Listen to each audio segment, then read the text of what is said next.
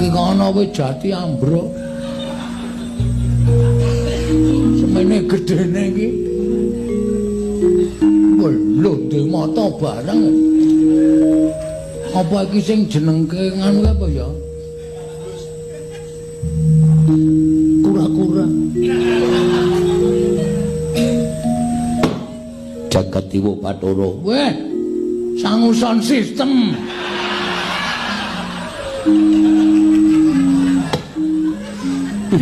Dalah. Se. Cengengesan. Bagong. Kowe sapa e? Ora basa karo ulun. Oh, kowe ulun.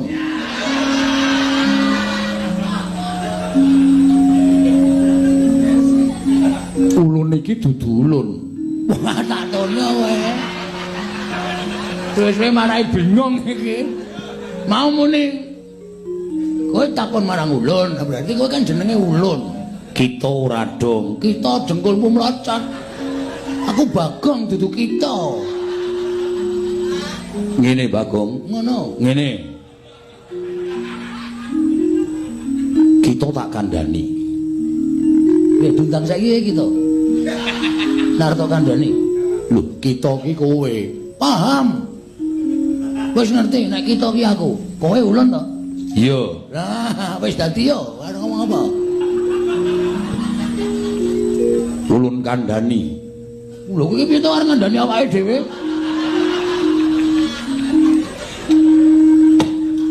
Ulun iki dewa.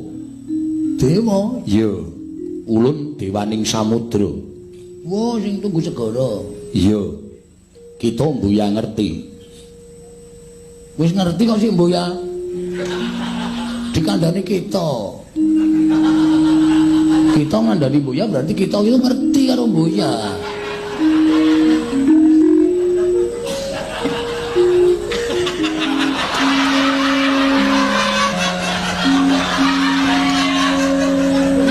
Ngapa kok petite tekan sirah barang? Ulun bujer. Pripun? Panjenengan pukulan to? Iya. Ah, kene ngerti. Pukulan sapa? Pukulan Sang Hyang Baruna. Lho kok kaya bis? Rodane endi? Bagong wis. Pokoke nek urung bubar urung arep leren lek Banyol. Iya. Ulun iki Sang Hyang Bathara Baruna. Bagong, ulun bakal takon rawan jeneng kita. Kita ora ono. Kita kuwi kowe.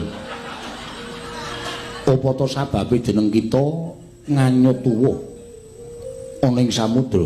Nganyut tuwa ki apa? Nglalu. Kepengin golek dalaning pati. Ora ketemu e. Golek dalaning pati ki angel. Penak golek dalane. Burung. Lagi arep ngono kae diwaya. Kaya do pinter-pinter. Soalnya kan barang dolopi ming. Merga nganu pukulun. Kita sampun boten saged gesang wonten ing Madyapada. Iya. Amargi kita menika bingung pukulun. Iya. Kita bingung karena kita dipunarani dening Raden Janaka. Kita menika tumindak mboten sae kalian Dewi Banawati. Ya, padahal kita mboten berbuat seperti itu. Iya, Bagong. Nggih, pukulun. Pripun? Sampeyan ra iso gagas lelakon sing dilakoni dening kita menika ta? Mula terus kita golek dalaning pati. Mekaten, pukulun. Ulun ingkang nyelametake lawan jeneng kita. Niki kula malah bungul. Gumun kok bungum. Kula malah gumun, pukulun. Kok dadi kita kok mlebu teng jroning banyu kok mboten iso keplebeken saka daya ulun. Oh, pinten mbot? Lho. Daya ulun ki kekuatan ulun. Kekuatan ulun sing diparingi marang kita. Iya. Sip. Kita ulun kandhani. Napa Bu Ulun? Bisik-bisik napa seru? Seru wae. Nggih. Napa Pukulun? Kita kudu bali marang jagat Padang.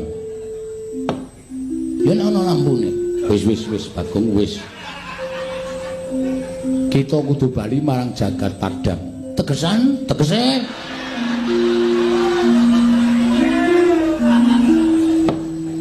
Barang pakaryan biyen jonjoki tegesan aku. Nanging kita aja wujud Bagong. Terus ulun dandani. Elek tak tonyo lho Ulun. Kula gelem didandani ning kudu apik. Mergo kula niki wis elek, didandani elek mau lho. Bakal apik ulun ingkang dandani. Ulun paringi busana. Kita kuwi kok nganggo kathok kolor kaya mengkono. Anu Ulun apa? Kebiasaan. Oh iya. Ulun dandani. Wujud menapa? Manut karo jeneng ulun. Ora. Menurut ulun dandani cara apa? Wis manut karo jeneng ulun, kita ulun paringi tetenger lan ulun paringi pusaka supaya kita bisa mateni Bagong kang mapan ana negara Ngastina. Weh. Berarti Bagonge loro. Iya. Kita.